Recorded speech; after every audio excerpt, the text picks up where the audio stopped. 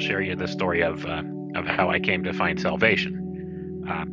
This was, at the time I was still dating my wife, and I hadn't really. I grew up in a home where we considered ourselves Christians, but we weren't churchgoers, and I really didn't understand much theology or anything of that sort. But we always had a picture of Jesus on the wall when we celebrated the holidays and stuff like that. But when I met my wife, her family was, a very devout Christian family that attended church every Sunday and Wednesday, and so I started going to church with her and stuff, and I accepted the Lord in 1997. And the reason I did that, and I'll tell you the story of how, I had a dream one night. Okay, this was a very realistic dream. It was in the winter time of 1997. It was like late November, if I remember correctly.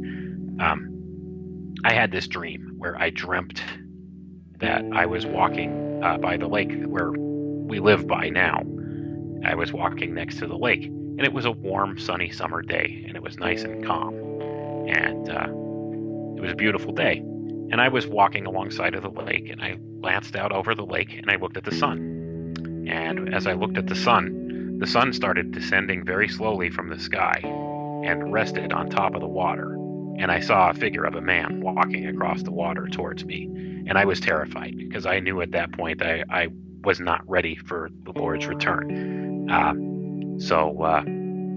As the dream continued, the figure walked towards me, and I was all alone. I started actually running towards the trees that were behind the lake, and I ran to the trees. And as I ran to the trees, I'm looking behind me, and I didn't see him there anymore. And when I turned around, he was right in front of me. And that's when I woke up, and I prayed the sinner's prayer, and never looking back, man. It was such a realistic dream, and this is the first time I've really shared it publicly anywhere. So, but yeah, that's how I came to salvation in the Lord, because I'd been listening and kind of on the fence with things, with some of the sermons and stuff I'd listened to and that kind of thing.